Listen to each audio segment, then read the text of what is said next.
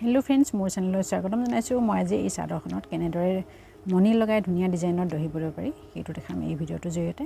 এইখিনি গোল্ডেন কালাৰৰ মণি লৈছো মিডিয়াম সাইজৰ একো সৰু লব পাৰে ডাঙৰ লব পাৰে এটা দহি বটিবৰ বাবে ইনি কন্ট্ৰাস্ট কালাৰৰ সুতা লৈছো চাদৰখনত যেনেকুৱা ধৰণৰ ৰং আছে দুটা কালাৰ লৈ লৈছো ৰেড আৰু গ্ৰীন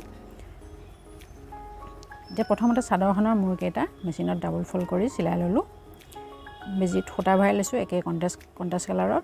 তাৰপিছত মই অলপমান দহি বটিলো কেনেদৰে বটিলো দেখাম বেজিটোত এনেদৰে মণি এটা ভৰাই লম মণিটো ভৰাই ললো তে যিমানটো জোখত আগতে দহি বটি থৈছিলো আগৰখিনি সিমানটো জোখতে লৈ ললো দহি দূৰত্বটো লৈ এনেকৈ মণিটো সময় দি এটা গাঠি দি দিলো তাৰপিছত মণিটো এৰি এনেকৈ বেজিটো উলিয়াই দিলো দিয়াৰ পিছত সুতা বান্ধিবৰ বাবে যিমানখিনি জোখত প্ৰয়োজন সিমানখিনি জোখত কাটি ললো তাৰপিছত দহি সুতা মুঠি এনেকৈ ভৰাই দিলো দি ধুনিয়াকৈ এপাক দি দিলো বাঁধা সুতাডালেৰে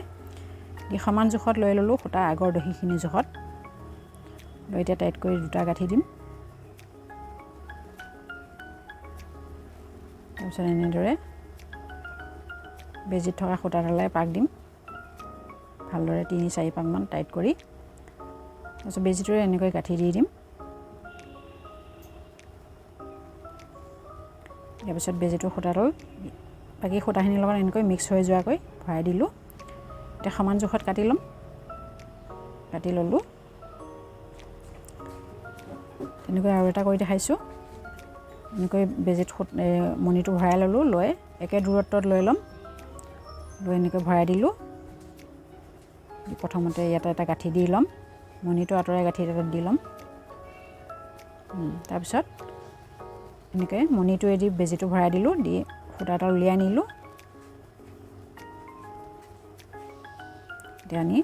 অকণমান দূৰত্বত কাটি ললো সুতা মুঠি ইয়াত এনেকৈ ভৰাই দিম দুইডাল সুতাৰ মাজত